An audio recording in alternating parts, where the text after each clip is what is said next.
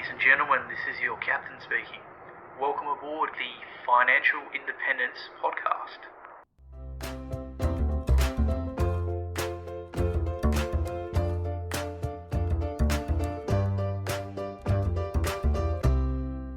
G'day, and welcome to another episode of Captain Fi, the Financial Independence Podcast, where I open the cockpit to some of the best and brightest in personal finance, as well as those who have reached or are on their way to financial independence. Before we get started, remember, nothing said here is financial advice, and you should always do your own independent research before making any financial choices. With that being said, I hope you enjoy the episode and learn something new.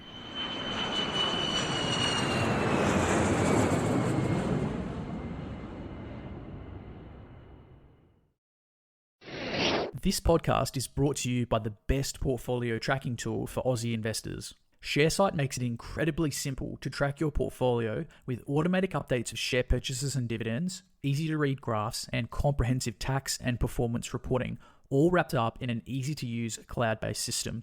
For users with fewer than 10 holdings, it is completely free, and I even used the free version for years.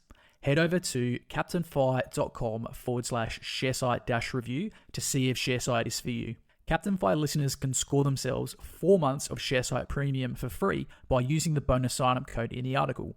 If you do ever decide to hold more than 10 stocks, be sure to use this code to get your first 4 months for free. Even if you do only plan to use the free version, using the code means if you ever do upgrade, you will still get your 4 months for free. Ditch the Excel spreadsheet and complete your tax with a click of a button by signing up today. That's captainfi.com/sharesite-review for your 4 free months.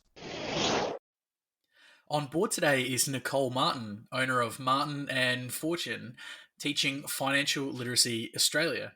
Nicole began her career as an accountant in Cape Town, South Africa. After 4 years of training, she made the move into finance, working firstly for a listed investment company and then as the assistant accountant to the financial director in a manufacturing business. When Nicole and her husband moved to Australia, they settled in Coffs Harbour and she worked as a financial accountant for a company in the seafood industry. However, with growing passion for education, she really wanted to work with people rather than for a corporation. So in 2016, Nicole launched her business, Martin and Fortuin, an organisation teaching financial literacy named in honour of her family name, where she works as an educator with both children and adults, doing one-on-one coaching and even running free workshops. She recently completed her Cert 4 in workplace training and assessment, and now she even trains other bookkeepers and accountants and has made it her mission to spread financial literacy in Australia. Nicole, thanks so much for your time today. Welcome to the pod. How are you going? Thank you so much for having me, Captain FI. It's great to be here. Oh, my pleasure. So look, before we get stuck in, can you tell us a little bit about yourself?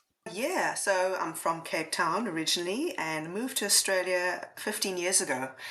I'm married with 2 teenage children and we just love our life in Australia. I don't do much other than what I'd love to do is read lots of books, particularly around finance, personal finance. But I do love going for walks and sometimes getting in a game of golf and tennis. And you live in such a beautiful part of Australia to do that as well. In fact, I was just lamenting at how cold and rainy it is here in Adelaide, and meanwhile you're in sunny Coffs Harbour. Coffs Harbour, yes. The winters are wonderful because like in summer it's tropical weather, so it gets kind of humid, but the winters are just perfect. Yeah, well, it's all part of that lifestyle design, isn't it? And hey, good to know you're a bit of a bookworm. I am too, and I'm definitely going to pick your brains later on what some of your favourite reads are. In fact, I'm just looking over at my desk and I have at least 24 books that I've bought that I need to read. It's a bit of a bad habit. I need to get back into using my library card. Now, Nicole, so you've been working in finance for a while and teaching personal finance for a long time, and you would have seen like this explosion in the FIRE community and all these different acronyms and passions have emerged. And I guess FIRE can mean a lot of different things to a lot of different people. And a lot of people, they're not really interested in the RE, they're retired early, and they're more interested in the financial independence. So, Nicole, with that being said, what does financial independence mean to you? So, yeah, I think it's wonderful that there is this explosion of interest in financial independence, because traditionally people would just accept that you go to school, then study, or maybe not study, and just work for 40 years and then retire for at 65 or something, and then you only experience about 5-10 years of freedom and rest from work, and then you're done. So this is wonderful that people are thinking about this from an early age, that this is an option. So to me, financial independence is when my money can support my independent living. And actually, I don't think of independence as just me on my own, because I have a husband and we plan to be together forever. So we've designed our financial independence around us being together and what we see as independent living. So what we see is that we want to make sure that we don't depend on anybody else to provide our money, to provide money to live our lifestyle. So we want to be able to go out and make our own money, and we make joint decisions about how we spend our money. We don't have to ask anybody else's permission to what we want to spend our money on, or where we want to invest our money. And the way that I understand financial independence is I like to think of its opposite, as in what is financial dependence. And financial dependence would mean depending on someone like our parents or family or friends or the government to make decisions about where we live and what we can afford to buy, and to support our healthcare and needs, and perhaps repairs for a car. And that's not the path that we want to follow. We don't want to be dependent on anybody else, because we like the idea of being independent.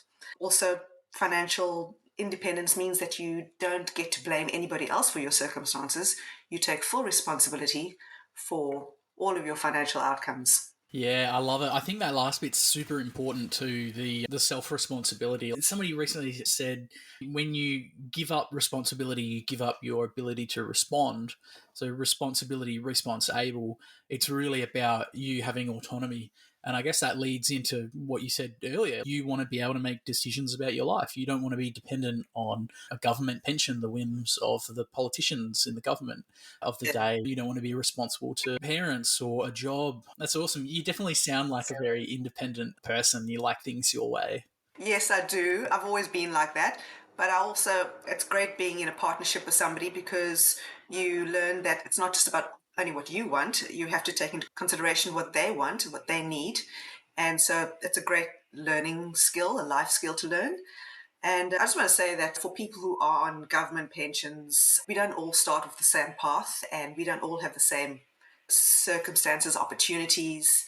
And so I wouldn't want to deride anybody who's on government pension. It's just that for those of us who are in a position to make decisions for ourselves, or want to make decisions for ourselves, and be in control of our finances and our lives and the outcomes, then there is something you can do. You can chase financial independence, which is a great journey to follow, because it can give you the outcomes that you're looking for. Absolutely. I mean, I can relate to that. I mean, growing up below the poverty line, mum, she worked as much as she could, but yeah, also we received welfare, which was really important, helping us keep the lights on and keeping food on the table.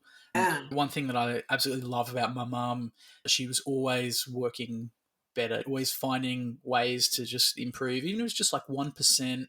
If you just focus on doing the basics, as mum always said, keep a little more coming in than's coming out, then you're improving. And yeah, it's tricky. And sometimes people that are on pensions, they're not going to really be able to save 80% of their income, but you can do other things. You can read, you can slowly work towards building some of those other skills. Like one of the things that I love is gardening. I think it really complements financial skills. And Mm. maybe we could get into this later when we talk about your role as a financial educator. I just think it's a beautiful metaphor, and learning how to garden is very similar skills. But there's lots of things, yeah, that you can be doing to improve your financial literacy, Yes. regardless of where you are in life. And I guess that leads me into my next question is you mentioned financial journey. So I'd love to hear a little bit about, I guess, your financial journey and how you became educated, who some of your role models were, and how the journey's going. So yeah, it did start with, I think, with my mother having worked in a bank since from the time I was born until I think I was about 15. So that influence of her talking about money and just being aware of the systems of banks. And she opened up my first savings account and gave me my first debit card when I was 10. And back then, most kids my age were getting pocket money in cash and they didn't have a debit card. So I felt pretty grown up, pulling my debit card out of my wallet and going to the ATM and withdrawing cash. So that really gave me an experience of that firstly, money was intangible, not only tangible. So it helped me develop an understanding of that concept, which is very relevant today. And then also, it gave me a sense of control of my money because I didn't have to ask somebody, can I have $5 or whatever? It was just there and I had to manage the balance. And then I was also responsible for my ATM card. If I lost it or was stolen, I would no longer have that money. So it just taught me those sort of things. So that was a great start. And then having seen my mother and father independently follow their individual paths to business ownership, and I just saw how wealth as an abstract concept can be created by using money and using your knowledge and skills and a lot of self belief. So, yeah, that's my background, and I'm trying to instill that, and I have been instilling that into my kids as well. That's interesting. So did you set them up with the debit card when they turned 10 as well? Absolutely, yes. It might have even been before then, but Oh, wow. no. I think I set up a high interest savings account, and then I had their debit card with me, and whenever they want to spend, I would do it with them. But yeah, I think since about 10, I think it was that they could use it themselves, but they would just tap it at school canteen. I mean, they weren't out and about on their own at that stage. But now they're teenagers. They're walking around the shops and tapping their own money, and yeah, it's great. I recently read The Barefoot Kids, Scott Pape's latest book. Now, I don't have kids yet, but that's the goal for hopefully not the too distant future. And I thought Yeah. it was a really cool book. I'm interested to hear, though, as a financial educator, what kind of things do you do to teach your kids about money?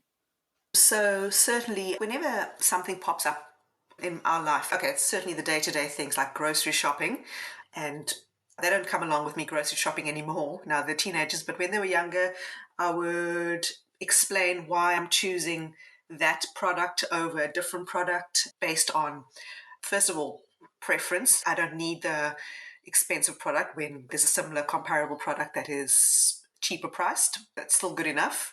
And then as they got older, I showed them how to compare the cost per kilogram, for example. So is that really on special? Is that really a special price? Because look at that cost per kilogram versus that cost per kilogram, for example. So yes, the grocery shopping. Also, with having studied accounting, you learn about marketing as well. So you learn about how the grocery stores place the products that they want you to buy. They place it at eye level as opposed to low down or high up. So teaching in those sort of things. And then even driving, we go to the servo and putting in petrol, pointing out the price, a comparative price between diesel and unleaded petrol. And so just everyday things, everyday decisions that I'm making or that we're making together, my husband and myself. And what's also good is watching things on television, seeing what they're exposed to, and just sharing the decisions that people are making on TV, even if it's fictional characters, just saying, pointing out, is that house too big for them? Or do you think that house is suitable for them because there are only two people in the household, but it's a 10-bedroom home, for example, and how the impact of that, they'd have to employ cleaners to clean the house or a cleaner and gardeners for the expansive lawn. So all the financial implications of everyday decisions, whether we're making it ourselves or whether other people are making it, just pointing it out and trying not to be judgmental because I don't want to set them up to play small, to be too conservative. I want them to dream big and that they can have the 10-bedroom house if they like. But just to consider that, yeah, great, have the 10-bedroom house and also make sure that you factor in the cost of employing the cleaners and the gardeners and the furniture that you're going to have to buy to fill up the rooms. So, yeah, everyday things. Yeah, I love it. So basically, everything can become a teaching opportunity, whether that's getting petrol for the car, right through to doing your grocery shopping, and even just entertainment, like watching TV shows or streaming. You can really point out the decisions that people are making and why. Yeah, And absolutely. yeah, it's interesting because I guess money, when it comes down to it, it's all about priorities, isn't it? It's all about what you want out of life. And I think once people start to become a little bit more mindful about the decisions they're making, it's kind of natural that your finances fall into line, isn't it? Yeah, I would agree with that for sure. So it is important to then figure out for yourself, what am I trying to achieve here? Or am I just following the herd? Am I just doing what's popular? Am I just doing what everybody else is doing? So certainly getting to know yourself, and not just what are you trying to achieve today or within the next week, but what do I want to achieve in the next month or the next 12 months? And what can I do today, every single day, to get toward that outcome that I desire? Yeah, like we were mentioning earlier, just that 1% gradual improvement each day can have a remarkable compounding effect. And it's not just compound interest in your bank that compounds, experiences and knowledge compounds as well. And just, if you work to be a little bit better every day, a little bit of reading, a little bit of fitness, saving and investing a little bit of money, over the long term, you can have some pretty amazing impacts on your life. Correct, yes. And you said your mum taught you that, the 1% improvement every day? Yeah, well, she always just said keep a little bit more coming in than you have going out. And she was very patient. She was very gentle.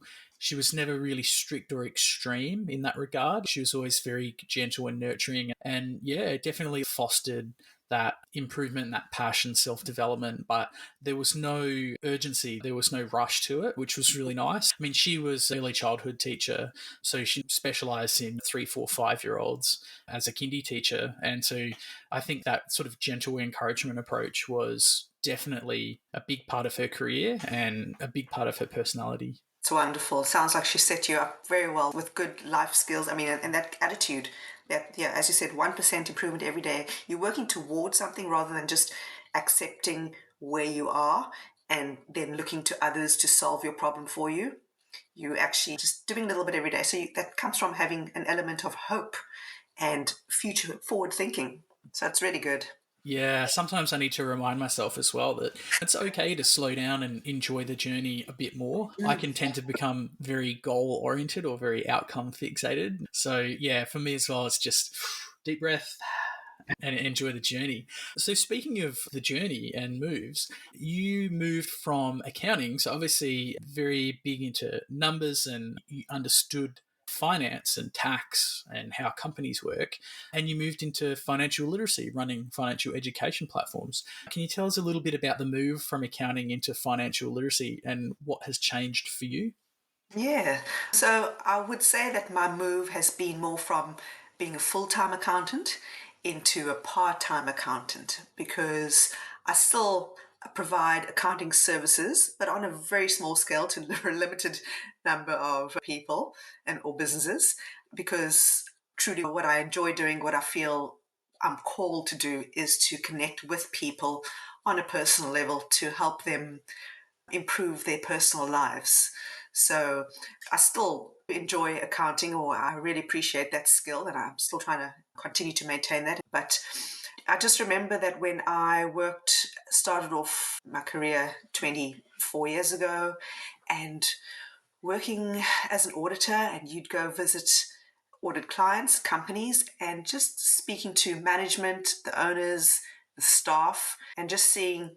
So you're talking about work, the business, but you can see elements of whether they're struggling. Sometimes some of the staff members would tell you they've got financial struggles or whatever, or the audit result in discovery, you'd find out that there was fraud occurring, or maybe somebody had a gambling problem and that's why they committed fraud, they're stealing money from the company. So all those sort of things, it just used to bother me, and I used to think to myself, why are some people doing well with their money and others are not? And look at the outcomes of when you are doing well versus the outcomes of when you're not doing well with money. Perhaps you don't understand it, or you're just making the wrong decisions, harmful decisions. So that's what pulled me into teaching financial literacy, because I felt that I was in control. I had the knowledge, I had the skills, I knew what to do, and I was continuing to learn more to make good decisions. So that pushed me into really teaching financial literacy. But as I said, I've still got my foot in the accounting world. Yeah, that makes a lot of sense. I think even for me with aviation, it's something that I never want to give up. And I think for a lot of people as well, if they're pursuing fire, really think about your career is an awesome way also to make money. And there's probably a reason you chose that career. So giving it up full time, and as they would talk about in this fire movement, like jumping off the cliff into early retirement can be really unsettling and destabilizing, and even it can lead to a little existential crisis. So definitely scaling down, gradually reducing your work hours, it can be really beneficial. It can have a lot of awesome psychological benefits for your well-being. So maintaining it is important. And I mean, Nicole, for you, those skill sets are perfectly complementary, right? So I mean, accounting and financial literacy is very similar. Yeah, having said that, what do you do now as a financial educator? So, as a financial educator, what I'm focusing on, so what I did was I sourced a teaching curriculum that teaches children all the way from preschool every year, all the way through to year 12, as well as a separate adult teaching curriculum. So, teaching all these people from all these different age groups financial capability skills, capability to deal with money, which you would use in your everyday life. So, I mean, for children, it would be using pocket money, perhaps, to buy lollies or toys or donate gift money to charity of their choice. So, those are decisions that they're having to make, and also teaching them how to earn money. So, they've got to be able to develop some skills. So, even if it's car washing or dog walking or cleaning the house at home for a little bit of pocket money. So you've got to be able to sell yourself. You've got to be able to be creative and think, how can I make money?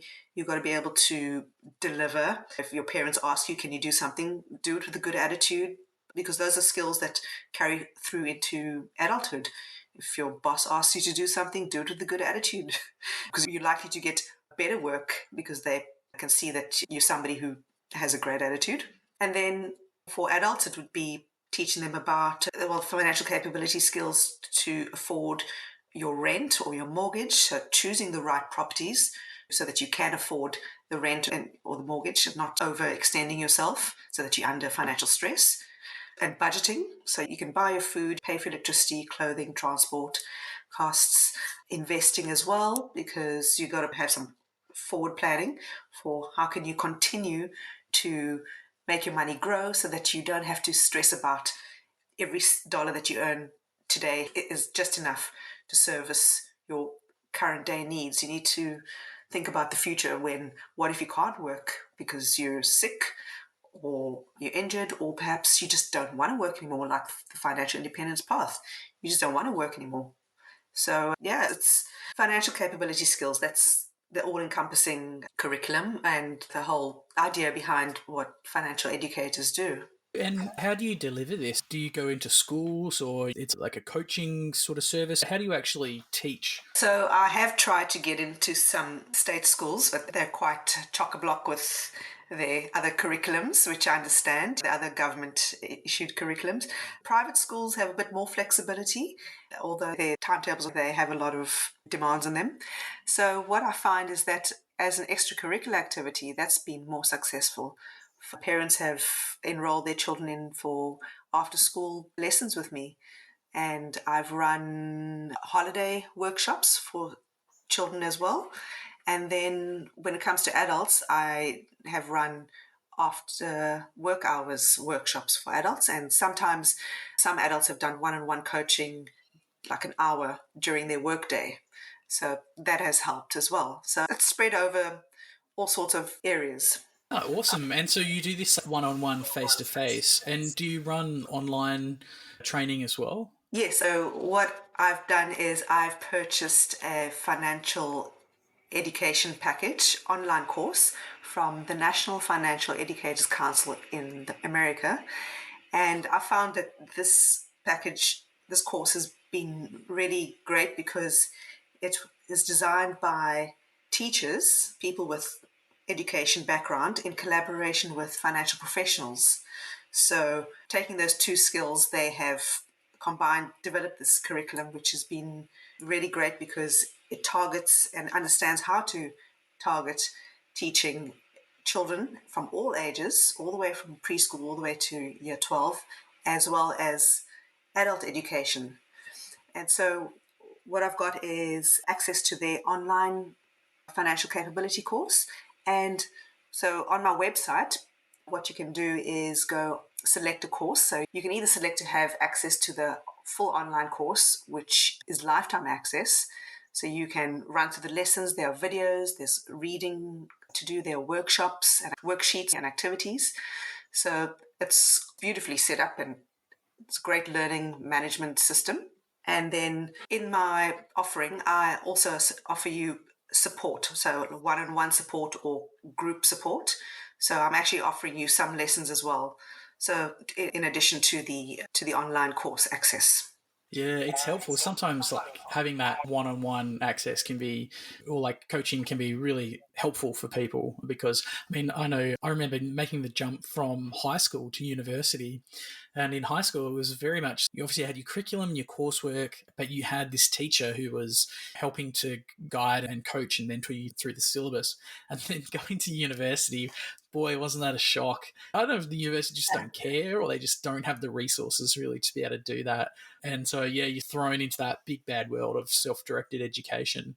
Yeah. I guess you still do have like tutors and stuff, and they do kind of point you in the right direction. But yeah, it's a bit tricky. So I guess having that one-on-one help is definitely helpful for a lot of people. It Now, is.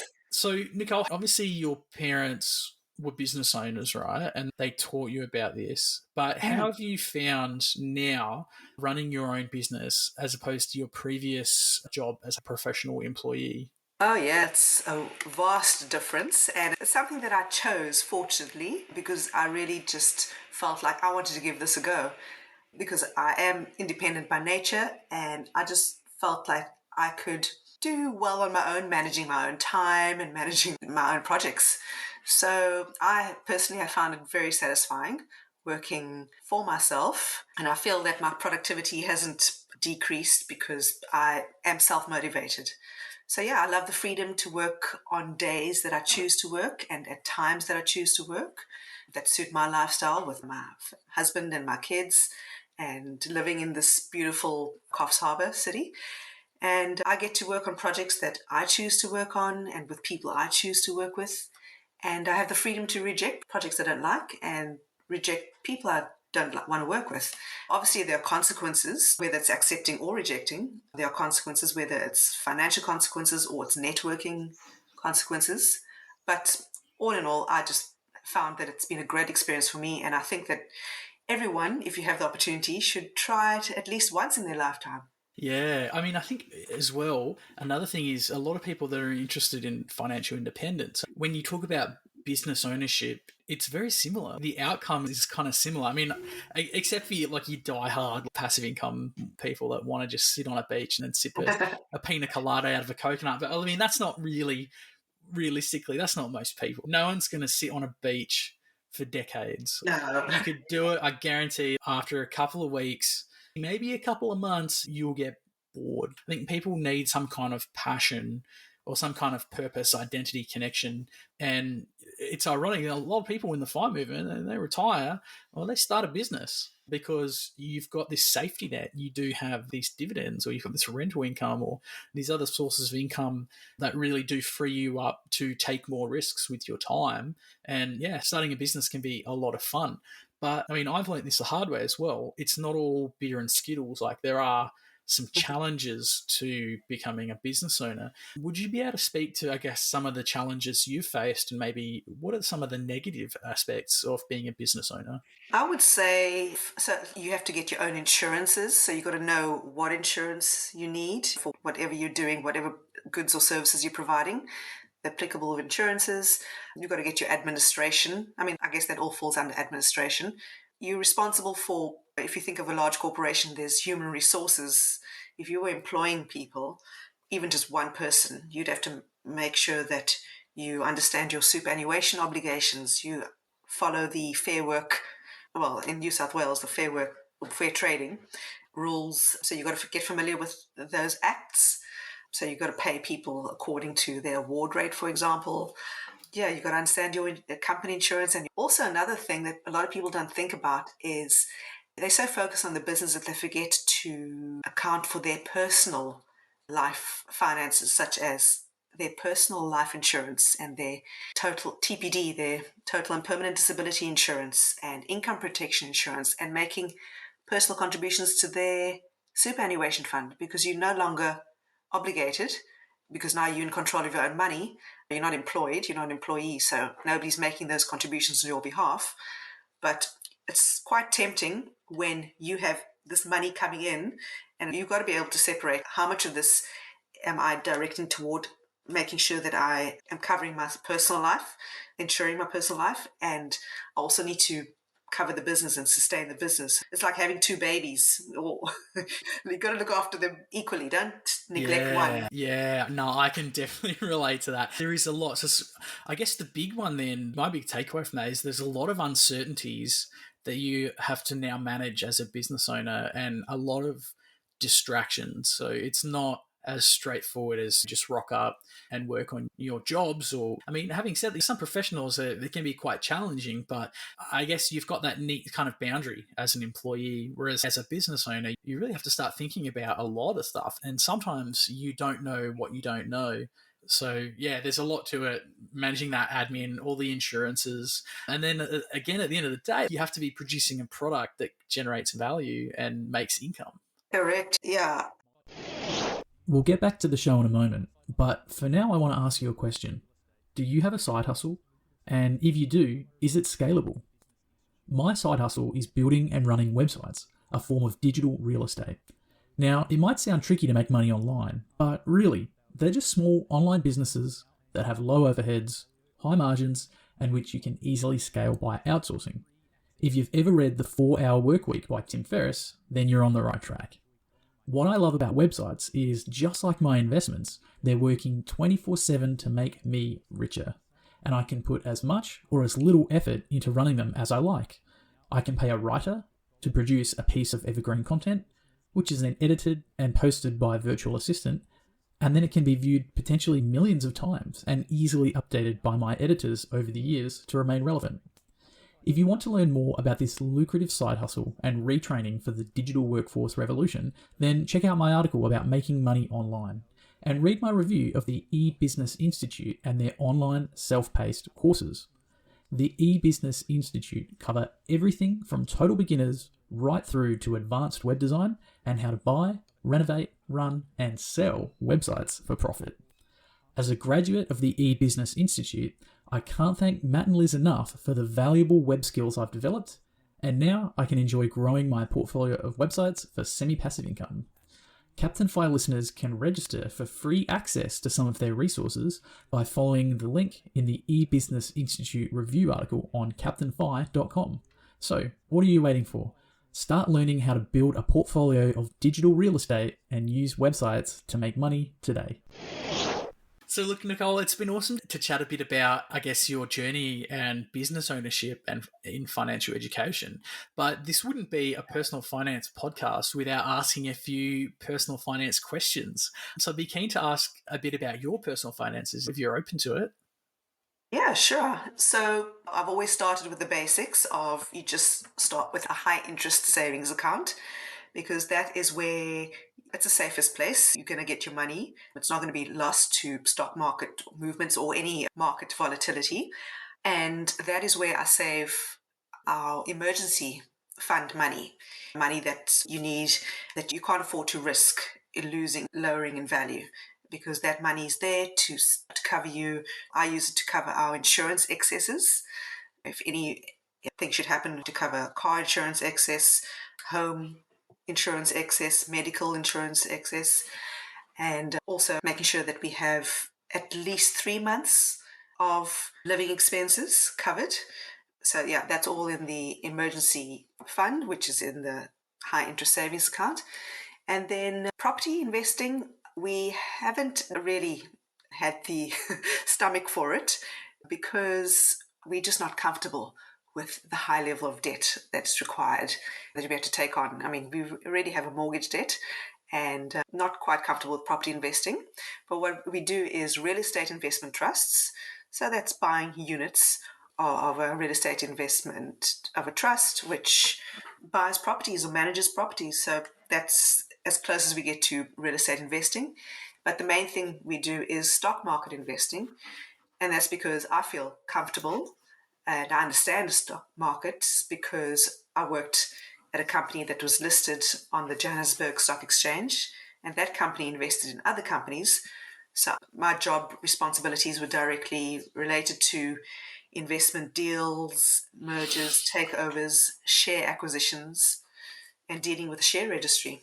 We have a little bit of investment in cryptocurrency, and I have read up about it, so I do know what it is. I'm not just following the crowd, but I'm not too comfortable with it. So we don't have a lot in there. Interesting. Yeah. I mean, when you've already got a mortgage on a primary place of residence, it can be really a stretch to then go and get an investment property. And I think, as you mentioned as well, it's not really diversified as well. So if you get the real estate investment trust, you've got that property exposure with huge diversification. But people often go, oh, should I get an investment property or should I invest in shares? Or if you've already got a primary place of residence, I mean, that's a huge investment in the property market as well. So maybe shares is a good way to spread out your investments. Yeah, I like it. Keeping it simple, REITs, shares, index funds. It's not super sexy investment. I mean, investing should be boring. You shouldn't be getting adrenaline from it, right? Boring investing is what makes you wealthy. So backing up a bit, so you mentioned emergency funds. So how big of an emergency fund do you keep and how did you choose that number? Yeah, so that stems from having created a budget, definitely, because you don't know how much you need until you see how much you are actually using. So having created a budget first to see how are we spending our money day to day and for each month, and then also looking at it over a 12-month spread and seeing what are those annual costs as well that we're paying. Well, you pay rates quarterly and perhaps you pay your insurances annually. So all of those, you just need to basically look at your 12 months and then just break it down into, okay, this is how much I need per month in order to sustain ourselves per month for 12 months. And then what I do is, yeah, take that monthly figure and say, okay, fine, we want $10,000 a month. Oh, and another thing, even though we don't need superannuation funding like personal contributions, I like to throw that in there as well so that if in an emergency through a job loss, for example, we had job loss, don't have any income coming in, but we have our emergency fund to draw on, I still want to make sure that we continue to contribute to a superannuation fund or investments. Continue to contribute to that because I don't want to feel like we're just living on the brink of poverty just because we've just saved enough just to get us by per month. So yeah, the budget helps you calculate your emergency fund, what you need per month to cover your lifestyle, to make yourself feel comfortable and not stressed.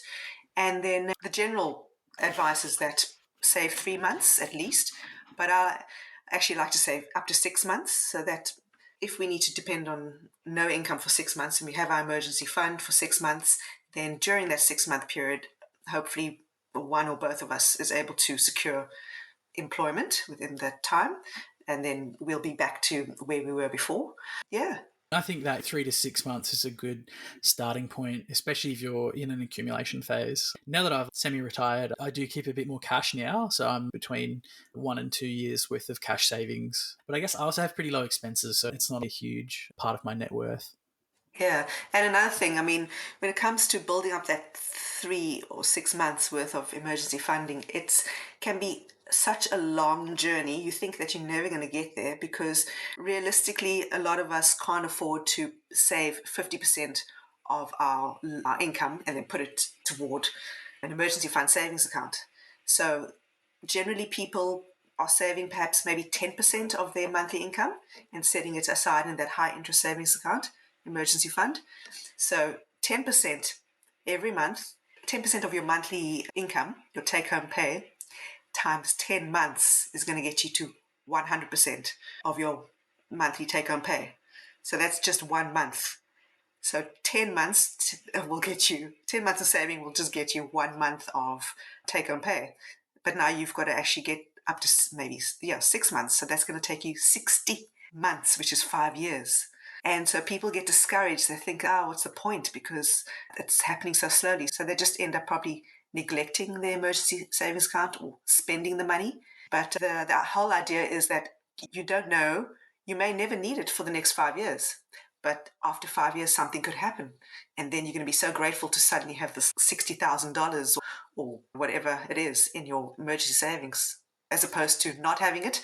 And then you're going to have to borrow the money from family or friends on your credit card. Or if maybe something happens only like 1 month into when you started saving. So now you've only got $1,000.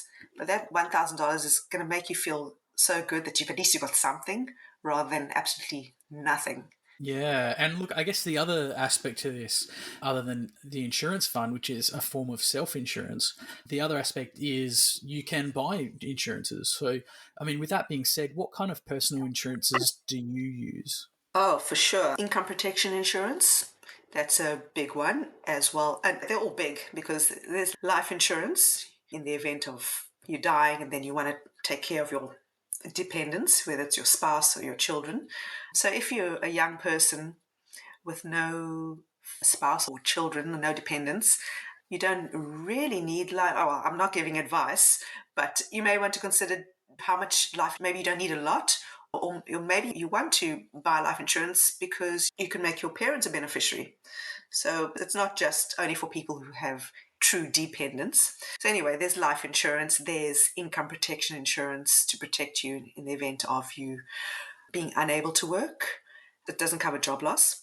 And then there's TPD, total and permanent disability insurance, which is very important in the event that you are injured and you may be permanently disabled or may just be temporarily disabled, and that'll help cover your living costs. So all these things really, it's just a little bit of money. Well, sometimes it can accumulate to quite a bit of your take-home pay every month, but at least you're doing something to support yourself. And then you don't feel so stressed if something should happen. You've got a safety net. Yeah, absolutely. And then as you, I guess, become more financially savvy and you have more investments, your net wealth figure grows. So you've got that emergency fund, you've got those investments, maybe you've started to pay off a huge chunk of your mortgage, you have equity. I think your need for insurances can kind of drop back. So I think it's important every year when you do your financial health check, actually have a look, what insurances do you need? I mean, sometimes it'll go up. Like you mentioned, if you've got kids, if you didn't have kids and now you've started a young family, well, maybe now you do need to buy more insurance.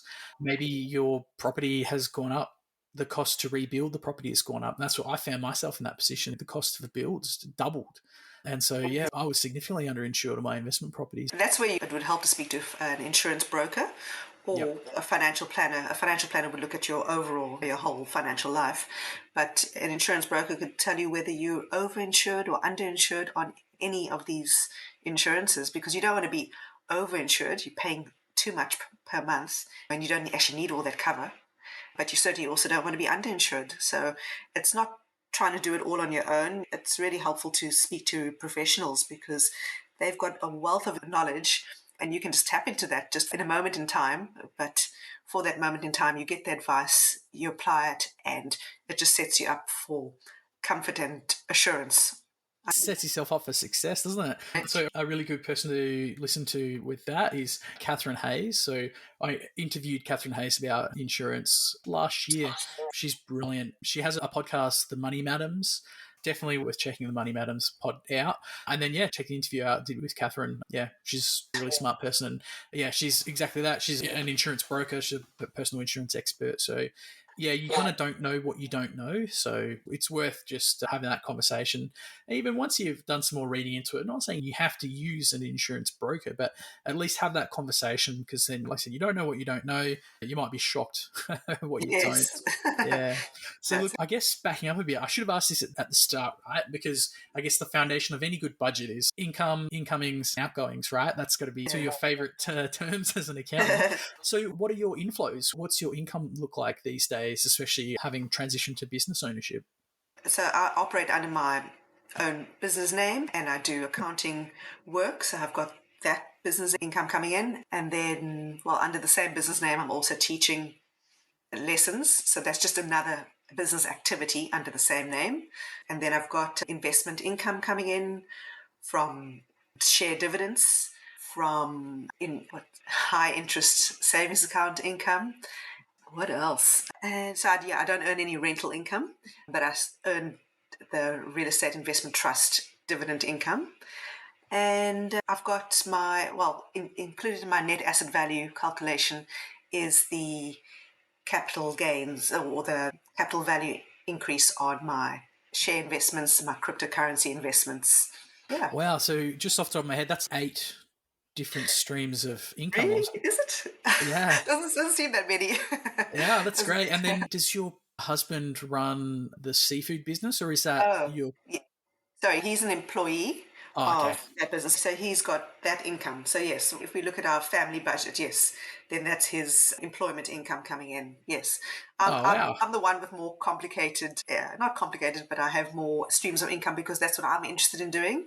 And I think that once people start to become more financially savvy, and obviously you've been an expert in this industry for decades, they tend to have multiple sources of income. And so, hint for anyone listening, if you want to get better at your money and grow wealth, then maybe consider increasing streams of income, as well as increasing the amount of income from those streams. So if you're an employee, no one's shaming you if you're just working as an employee. That's a very valuable way to reach fire. And that's how I made the majority of my wealth, is through working as a pilot and just saving and investing.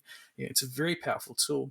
And if you're able to negotiate high salaries, job hop, anything you can to increase your income shovel, like that has a massive tangible impact on the amount that you can save and how quickly you can reach financial independence. But having said that, if you can make additional streams of income through side hustles, which you might develop into full-on businesses, then hey, give it a go. That income is providing security for you. Yeah. And I think it was Robert Kiyosaki who said, it's not how much you earn that matters, it's what you do with it that matters. So if you are an employee, just because you're earning money and you don't have control over how much it increases by, as you've got to ask for a pay rise, what you do with your money, as in, I'm going to save some of it, I'm going to invest some of it, I'm going to buy insurances to cover myself so that I don't get into debt. Those are very important strategies to implement, as opposed to the flashy lifestyle that is apparent from people who live the FIRE lifestyle, for example. Maybe it looks very appealing and flashy because nobody's really sitting posting pictures on or videos on TikTok or Instagram of them sitting at their desk doing their job Monday to Friday, 9 to 5, because it doesn't look as thrilling. But the whole thing is, if you doing what you do with your dollars is so impactful rather than how much you're actually getting in. So don't compare yourself to somebody if you're earning $5,000 a month and somebody's earning $20,000 a month, if they're spending $19,000, they only have $1,000 left. But if you, who's earning $5,000, you're only spending $3,000, you have $2,000 more. I mean, you have $2,000 compared to their $1,000.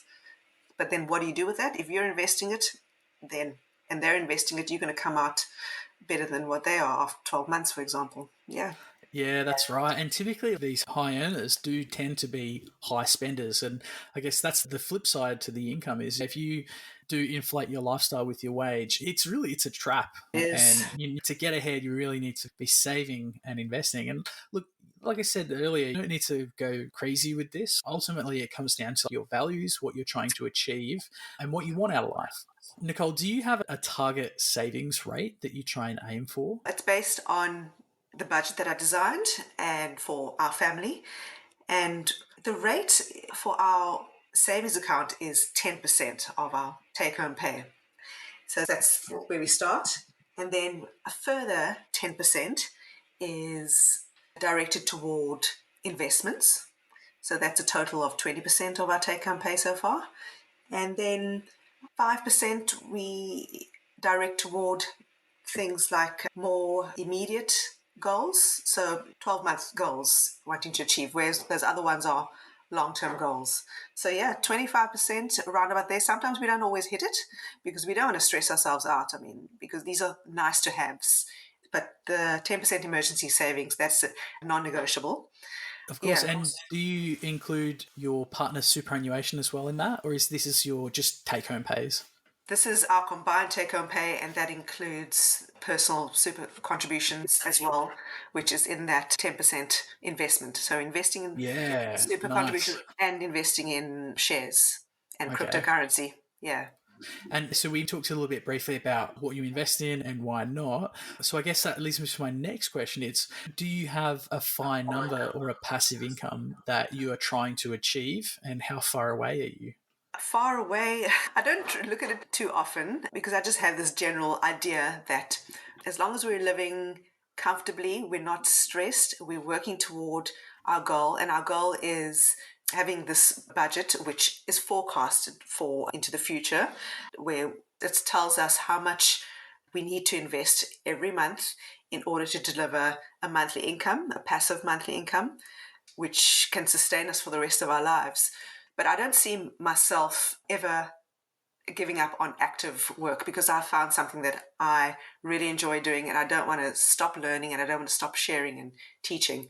So I think there'll always be an element of active income from my side at least, but passive income definitely has to deliver a lot more for us in order for us to feel like we are totally free from work obligations. Well, for my husband, mostly, yeah, work obligations, just doing things that you don't really want to do. You want to spend more time doing things you want to do. Yeah, okay. Personally, when I was talking about lean fire, my initial goal was only a couple of thousand. I think it was like $2,700 a month. And that's being single on a quite a tight budget. But my projected goal is I want to build $7,000 a month after tax. And that's, I guess, a fat fire or a family fire goal for me. I mean, there's probably a few people listening that would say, oh, that's not a fat enough goal. There are Yes. some very wealthy people in the community. So, how about yourself? You said earlier you'd mentioned 10,000. Is that the number that you're trying to build? 10,000 a month. Yeah, that includes, I guess, children. Well, you know what that is? Why it's that high? It's because it's not just in today's rate, even though it excludes having to account for children's education because by then the children would be out of the house and on their own. But what it is, you've got to account for inflation. So, that number is going to increase, even though the money that will be invested and it will be increasing in value with the appreciation of the market. But still, once you take into account inflation, that just brings it with everything else going up in price, you're just going to need more money. It's Yeah. definitely been a thing lately. It's good to hear that inflation figures are coming down, but it's a bit of a painful process for homeowners, isn't it? Yes. So, I mean, even I tell kids these days, you've got to aim for 1 million. And I don't mean it as a retirement number necessarily, because that's not going to be enough to sustain yourself to live off when you are in 20, 30 years' time. 1 million is just not going to be enough. 1 million is going to be equivalent to $300,000 today. So, you've got to keep tabs on inflation rate, use inflation calculators to help you project what is the value. If I think $7,000 today is a good number, let me project that 20 years out or 10 years out and see, okay, that's probably only going to be worth 5,000. So am I prepared for that? And yeah, maybe you're comfortable with that, but it's just being aware of all the factors that influence the numbers. Yeah, and so one of the ways that I factor inflation into my calculations is I like to think of the real rate of return of my investments after inflation. So I typically take 2 to 3% off of the long term Oh, brilliant. average of share returns. So over the long term, Very good. we can expect shares to return somewhere around 10% on average. And so by reducing that to a real rate of return of 7 to 8% for your compound interest calculations, that's a great way that you can future proof for inflation. So you consider your spend in today's dollars, you use Yes. real returns, and then that makes, I guess, retirement planning a bit easier. A great shortcut to this is the 4% rule coming out of the Trinity study, which looked at the performance of portfolios long term.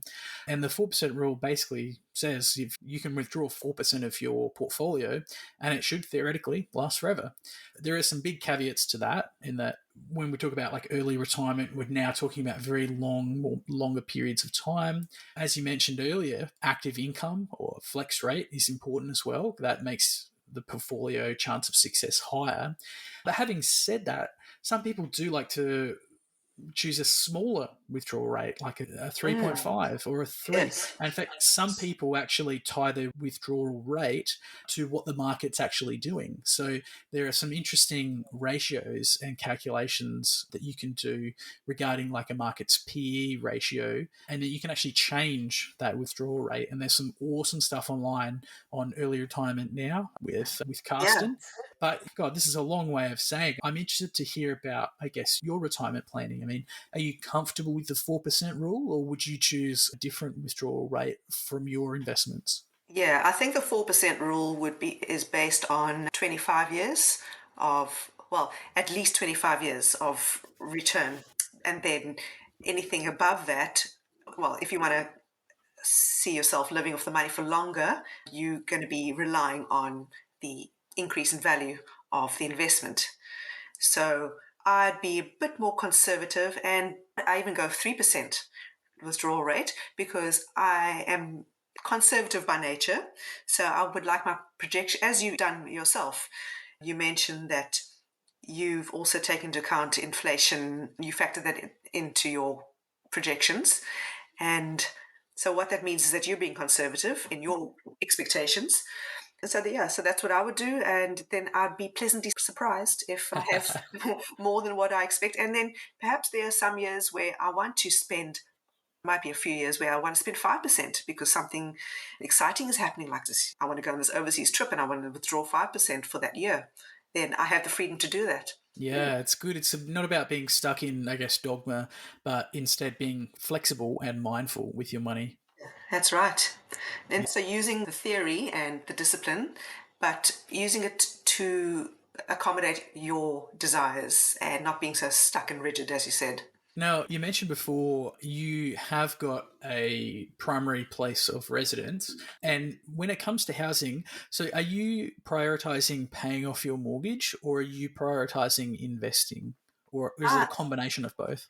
I would say I'm leaning toward investing rather than prioritizing paying off the mortgage because, well, I guess it depends on the interest rates. And if my return on investment is less or the same as my mortgage, then I'm probably going to lean toward paying off my mortgage for that interim, for that period until maybe the mortgage lending rates come down or I can refinance my mortgage.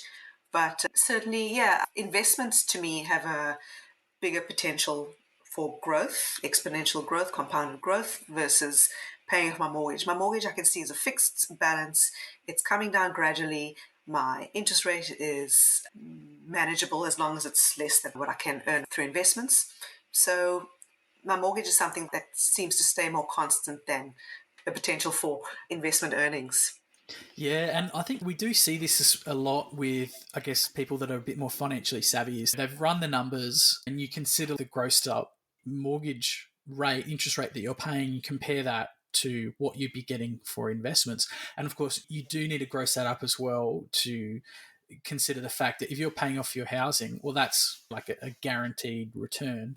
And that's also like a tax free return. If you got to think about it, Yes. if you're going to be getting an investment return, you're paying tax on your investment return if it's like a dividend. So a little rule of thumb is you just gross up your mortgage interest rate. So there's little calculators that you can do it. You basically just, it depends on your marginal rate of tax, but Yeah. essentially you just increase that rate by your marginal tax rate. Or there's little calculators that can show you how to do it online. It's not something that I can do off the top of my head. I need a piece of paper because of the whole dividing by Yeah. fractions. But yeah, we see when people are a bit more savvy, they tend to shop around a bit and they're more happy to use that leverage because essentially that's what you're kind of doing, right? If you're that money that you would have spent on paying down your mortgage, you're taking that to go and invest. So in a roundabout way, you're actually kind of borrowing to invest, and that can be a powerful tool. Yeah, it is a powerful tool if you think of it that way. But people operate from different mindsets, and it's well justified because if you can't sleep at night because you're so worried about your mortgage, and it gives you absolutely no comfort to know that your money's being invested, then you should probably focus on your mortgage or increase your knowledge about investing. Because, I mean, you can just Google comparing should I pay off my mortgage early versus should I invest? And it often depends on your age as well, how many more years of working life you have. Because if you like, I don't know, 55, 60, you might be better off, and you only have 5 years of work that you want to do, you might be better off paying off your mortgage, because in that interim, it's just not worth risking a default, perhaps, because you might lose your job, you might get sick. It's just not worth it. You want to secure a roof over your head. But certainly when you're younger, you have so many decades of compounded investment returns ahead of you that paying off something like a mortgage debt, which if the interest rate is lower than the returns you would earn after tax from your investment returns, then you'd be so much better off investing it. Yeah, actually, that's an interesting consideration as well, because I've often heard that question. I think like Vince says it's one of the most frequent questions he gets over at Life Sherpa, and that's should people pay off the mortgage, invest in super, or invest in shares? And it's not like a one size fits all question. It really does depend on the person, and I guess that's another factor is your age. Especially if you're wanting to retire early, having a paid off house is like a huge benefit as well in terms of lowering your cost of living. So, Nicole, you mentioned it before. You said you always want to be working, and that's I guess the benefit of when you find a passion and you do what drives you. But certainly it's not something you want to be doing 100% of the time. But with that being said, what would an early retirement, quote unquote, or maybe that's a semi-retirement, what would that look like for you? Early retirement, I think that would encompass a lifestyle with my husband where he would probably be fully retired and we'd probably be doing more things together during the daytime when he would traditionally be working. But for me, I think it would be, certainly not being bound to work on any projects every single day, Monday to Friday, or over into the weekend. I think it would just be scaling back, maybe 50%, maybe 3 days a week, adopting the 4-day work week. And I think that's what early retirement would look like to me, but certainly having the income that matches the current income that we have to sustain ourselves, because otherwise you're just working less and earning less, and that's not our goal. Not to work, Okay. not to earn less. Yeah, definitely. So it's keeping engaged, but essentially wanting to gradually reduce your working hours, supplemented by the passive income returns from your investments. Yeah, that combination of passive income to active income, but more, let's say it could be 70% passive income, 30% active income, something like that. It might be Yeah. 50-50, I'm not sure. Ah, cool. Hey, we talked about this before, and it's reading. All right. So, one of the best things we can do on our journey to FI and self education is looking at what successful people are doing and what smart people are doing in the industry. And so we can copy them, right? And Yeah. I think this is especially true when it comes to self education and finance. So, with that in mind, do you have any personal favorite learning resources that you've used, whether that's books, blogs, podcasts, websites? Where do you go to get your information? Yeah, so I am a traditional book reader, and so I've been very slow to adopt podcast listening. So when it comes to books, where do I get my books? I go to the library, try to use their resources first, but then otherwise I often order books online and buy those books. I try to read practically every classic personal finance book, and then also the modern ones that come out. So Australian authors, American authors, those are generally the ones that are popularized. So I read those, but I would have to say my favorite book is not a personal finance book. It's a self-development book. It's called Mind Power into the 21st Century by John Kehoe. I think he's a New Zealander. And this book was given to me as a gift on my 21st birthday by my mom's friend. And I've just found that, so what it is, it teaches you practical techniques for achieving goals by harnessing the power within, and the power within is your mind power. And it was a bit heavy reading for me when I was 21, but I mean, I read it every few years or so just to remind myself, oh, this is what I can do. I can achieve my goals in my life by harnessing my mind power. And since money is such an abstract concept and your mind power is an abstract concept, I've just found that it just works so well together. It's really helped me design the life that I want to live and I can see how it's going to continue to help me achieve my goals of being financially free. Awesome. I think achieving your goals and looking at your mindset is super important. I actually haven't read that book, so I'm going to have a look after we get off the call and see if I can source a copy. But you're right, I do need to get it from the library. I've been developing a bad habit where I just go onto Amazon and I buy them because it's so bloody easy. They just turn up at my door. But yeah, so I'm going to check out the library because even these days you can get ebooks. My partner actually just bought me I guess it's like a Kindle. It's a different brand, but it's really cool. It actually links to the South Australian libraries. So apparently we can just transfer them onto this e-reader. So I'm looking forward to doing that. I still love my handheld books, my traditional books. So I haven't actually adopted those, but I've seen those e-readers at the library. Any way that you can get knowledge in, whether it's through podcasts or books or Kindles, whatever, ebooks, just as long as you're getting knowledge in, that's really good. So look, it's been awesome chatting to you today, Nicole. And this is the last question that everyone hates. If you could summarize your knowledge down into, I guess, your top 3 points or piece of advice for someone who's pursuing financial independence or wanting to improve their financial literacy, what would they be? I would say that firstly, know who you are. Secondly, know your why. And thirdly, know your what. So basically knowing who you are is going within, really doing a deep dive into where do you come from, or what influenced you, who influenced you, and who do you want to be? Like, do you want to be a giver? Do you want to be somebody with a lot of knowledge to help people? Do you want to develop yourself in this area? And just envisioning who you want to be in the future. So that's step 1. Step 2, I would say, know your why. Like, why do I want to do these things? Why do I envision myself living like that and associating with those people? And then why do I want money to support that lifestyle?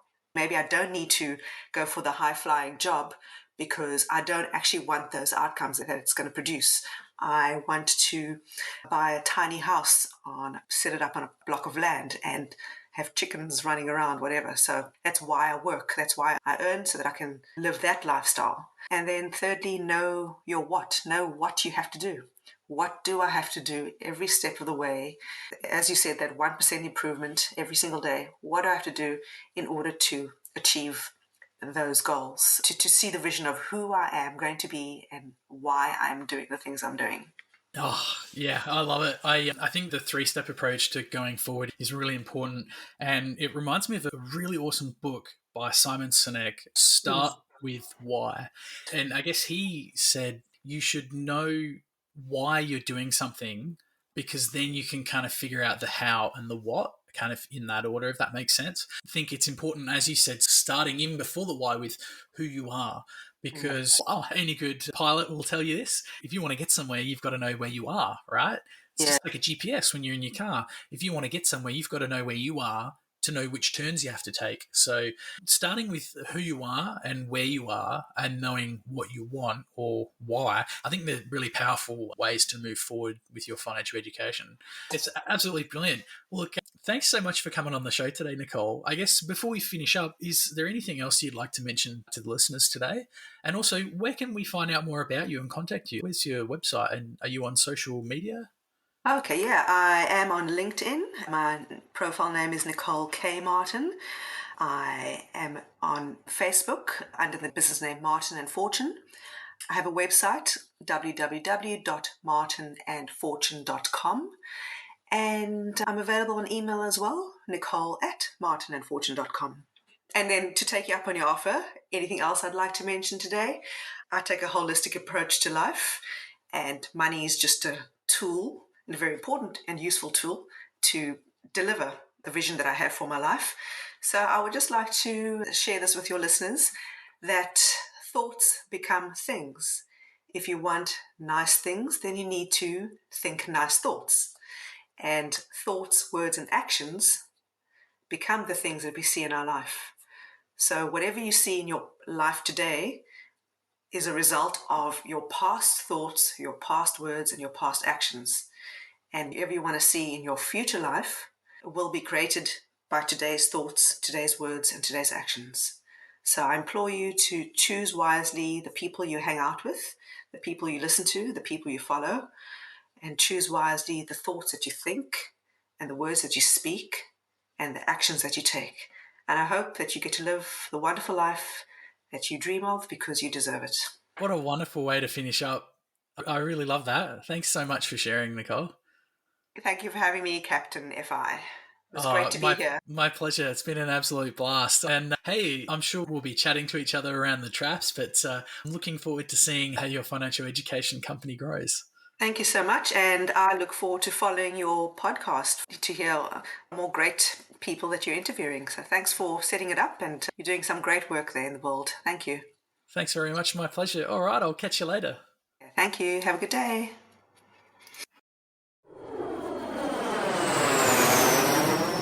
Thanks for listening to another episode of the Captain Fi Financial Independence podcast. To read the transcripts or check out the show notes, head over to www.captainfi.com for all the details.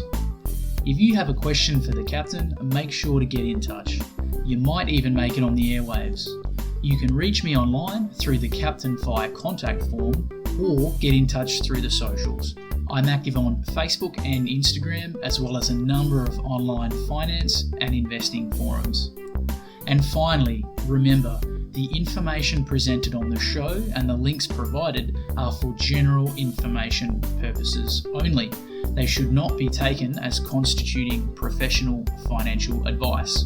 You should always do your own research when making any financial decisions and make sure it's appropriate for your personal circumstance.